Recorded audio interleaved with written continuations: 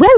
Nasasangit ako dito guys dahil sobrang sarap guys. Tingnan nyo Nagre-crave talaga ako nito dahil meron silang suka at meron silang asin na may sili. Kaya bumili talaga ako guys. Binalikan ko talaga guys kahit masyadong malapit na ako malit dahil sobrang sarap. Tingnan nyo Pumili ka lang dyan. Pumili ka lang kung anong gusto mo, kung ano yung crave mo. Dahil meron silang suka na tuba dahil hindi masyadong isog yung tuba na suka guys. Kaya pinili ko yung suka na tuba at ito talaga yung hili ko guys kapag naboboard ako or medyo bidli yung mga sudan, yung mga ulam guys. Ito talaga yung gusto kong kainin guys. At syempre, at afternoon ay magandang kumain ng cake. Ito talaga yung cravings ko yung ngayong araw guys. Cake at saka yung mga mangga at iba pang mga pwedeng isuot sa suka guys dahil siyempre guys, sobrang sarap ng chocolate cake dahil para mawala yung mga stress mo sa buhay dahil kapag stress ka sa buhay or seryoso ka sa buhay, magiging sad ka, okay? Kaya kumain ka ng cake, chocolate cake. At syempre, hindi ka maglalaway sa chocolate cake, okay? Malungkot yung buhay mo kapag hindi ka maglalaway dahil syempre, ang sarap-sarap niyan o ang brand din niya dahil ang brand niya ay hulaan nyo sa comment section dahil hindi ko rin alam dahil kalimutan ko nga dahil itong video na to, hindi ko alam kung kailan pa to basta voice over ko talaga ngayon dahil yun ang napili ko na voice over cake. Ito ang napili ko na voice over cake below because para maglaway naman kayo dyan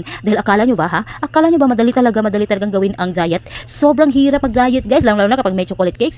Sobrang hirap talaga guys mag-diet guys. Kaya tulungan yung sarili nyo, maglaway kayo sa chocolate cake at i-cancel nyo na yung mga diet nyo dahil hindi naman lumba yung diet guys, hindi naman racing yung diet kaya kumain ka ng cake. Dahil tingnan nyo, kumuha ka lang dyan dahil naubos ko na yung cake guys. Tingnan nyo sa video guys, naubos ko ng cake. Hindi na kayo nabinlan dyan. Kayo guys, kaya nyo bang mag-diet kahit may chocolate cake? Tanungin ko nga kayo kung kaya nyo mag-diet pero may chocolate cake dyan. Okay, kapag marunong kayo mag-diet kahit may masarap na pagkain like chocolate cake, ay congrats, diba? Dahil nagawa nyo. Dahil ako, hindi talaga ako mapakali kapag may ganitong mga masarap na pagkain. Kaya hindi talaga ako bagay sa pagda-diet na yan. Dahil alam ko, mag-exercise na ako guys. Dahil mag-exercise na ako sa treadmill ko. Dahil yun nga. Dahil naka-absent na nga ako ng 1 week sa treadmill ko. Tingnan nyo guys. Nakaka-absent na nga ako. Nag-chocolate cake pa ako dito guys. At syempre guys, alam ko, ibabash nyo ako guys. Kung mag-comment down below na kayo dahil ibash nyo na ako dahil hindi ako makapaghintay sa mga bash nyo dahil mag-comment na kayo dahil hindi talaga ako makapaghintay dahil babasahin ko yung mga comment nyo at sino magpapa-shoutout dyan, comment down below dahil gusto ko i-shoutout ko yung mga fans ko at syempre yung mga nagmamahal sa akin at sa mga vlog ko. Thank you so much for watching this video guys. See you in my next vlog and please subscribe to my channel. Shoutout pala sa mga basher ko dyan. Thank you so much.